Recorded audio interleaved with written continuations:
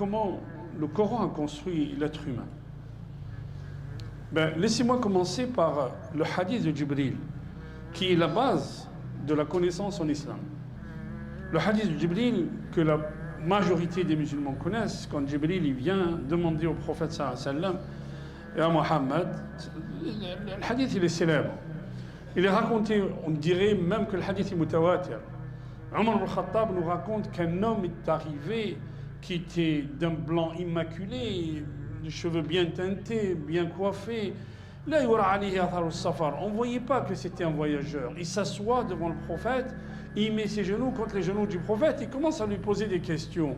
Et quand il lui pose des questions, le prophète, il répond, et celui qui questionne, il dit Sadaqt, tu dis la vérité. Il dit, on était étonnés. Comment il pose la question, et puis et quand il est parti, il dit je suis sorti et j'ai regardé à gauche à droite, il avait disparu.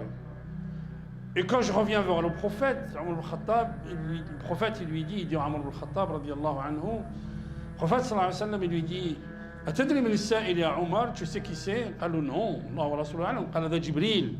Il est venu pour vous montrer un petit peu, pour vous apprendre un petit peu votre dîn. Et vous savez, je l'ai déjà assez dit, ayyuha al-ikhwa, moi j'aime pas le mot religion, parce que le mot religion a été inventé par César, qui veut dire reléguer, ça vient du latin, qui veut dire relier les gens. Or, din,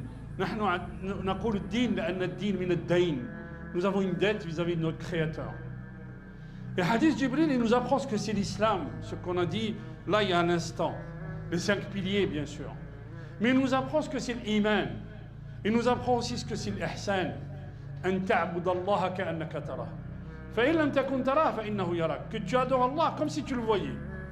Parce que si toi tu le vois pas, lui il te voit. L'ihsan, c'est quoi l'ihsan? L'ihsan, ce sont les actions qui se produisent de ta part, de ma part, de notre part, en conséquence de la certitude que j'ai dans mon cœur. Plus j'ai une certitude que je vais rencontrer Allah, plus j'ai une certitude que je vais mourir, la certitude c'est deux choses. La certitude que je vais mourir et la certitude que je vais rencontrer Allah. Plus cette certitude est grande, plus mes actes et mes actions sont dans le chemin d'Allah subhanahu wa ta'ala. Moins cette certitude est grande, plus mon iman est daïf.